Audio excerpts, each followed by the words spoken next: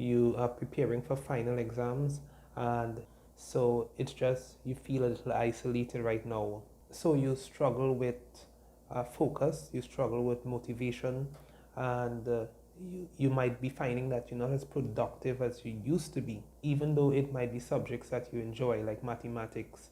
Before, you may have found yourself being able to sit down and study for possibly an hour without having to take a break.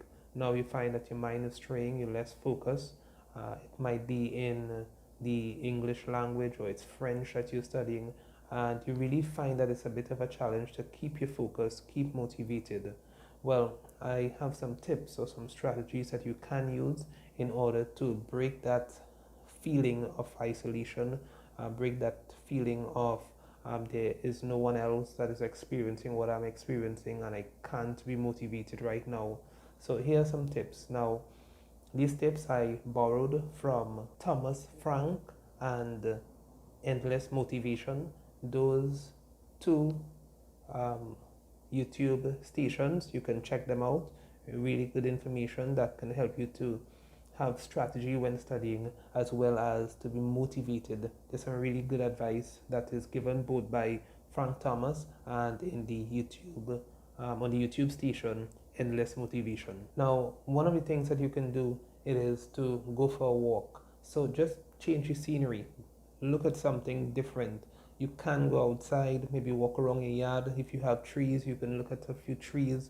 Study shows that when you go and take some exercise, just a walk, probably if you can walk around the block, or if you can just walk a little area in your neighborhood, that would be great. These studies actually shows that cognitive ability or ability to reason as well as ability to focus do increase when a student just take a walk or do some light exercises. So it doesn't have to be any strenuous or heavy exercises, and you don't need to go to a gym.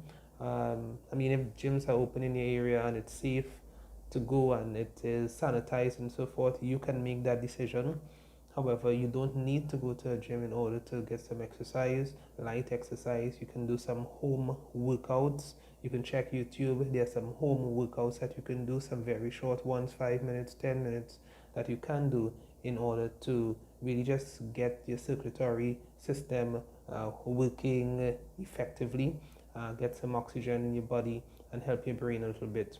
So just changing the scenery, taking some exercise can help with focus. Another group of studies actually show that just looking at nature, looking at trees, maybe looking at a waterfall, looking at a beach, those are some of the things that can help your cognitive ability. So changing the scenery and then going back to your studies might actually help. Many times we talk about timetables. These timetables are effective, but of course I want to caution you, you want to make a timetable that is realistic. Sometimes we try to pack things into our timetables that it's really unrealistic, we cannot get it done. And what that does is that when we pack things in our timetables and we are not able to get it done, it makes us feel a sense of frustration. We become annoyed, and when we become annoyed, we lose focus. We start thinking that we are not good enough. Our self-esteem goes down. We feel like we can't study, we can't achieve anything productive when it comes to academics or in whatever trade or vocation that we are involved in. So we just sometimes give up. However, you want to make a realistic timetable. Some persons, what they say is that they're able to schedule at least a few hours in the day at specific times so that they can focus and study where their energy level is at the highest so that they can really get stuff done. Other persons, they tell me, and I'll recommend it for you if it is that you might fall into this category. They say it's a little difficult for them to actually set specific things to get done at specific times. But what they are able to do is set those specific things and get it done before a period of time in the day.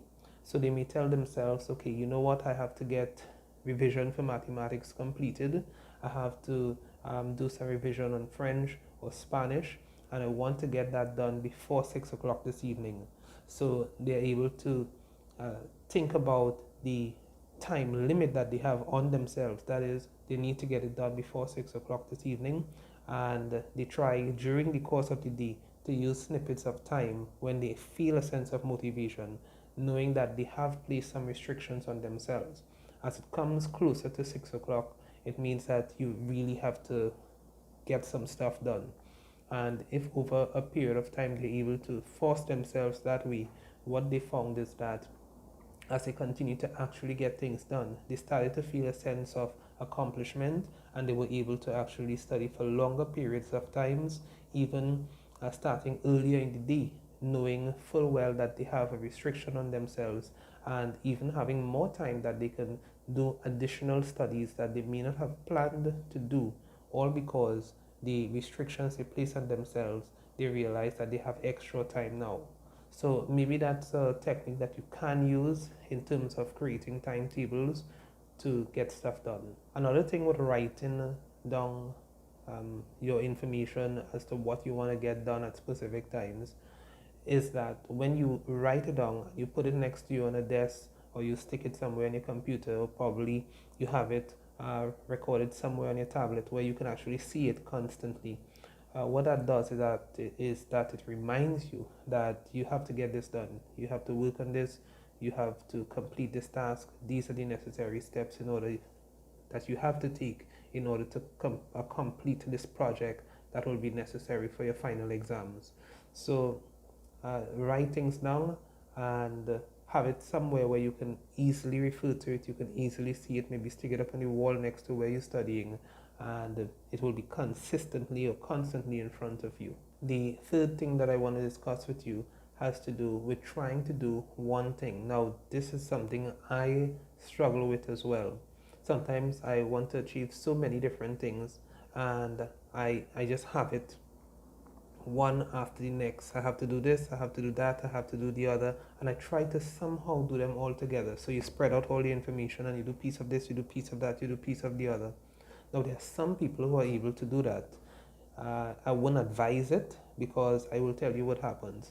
What I find is that when I try to work on all these different things, just jumping from one thing to the next without actually completing a specific task, or completing enough of the task where I can be satisfied that I can complete this and it's okay to end here for the day on this particular task, what I find happening is that it takes longer for me to actually complete all of them.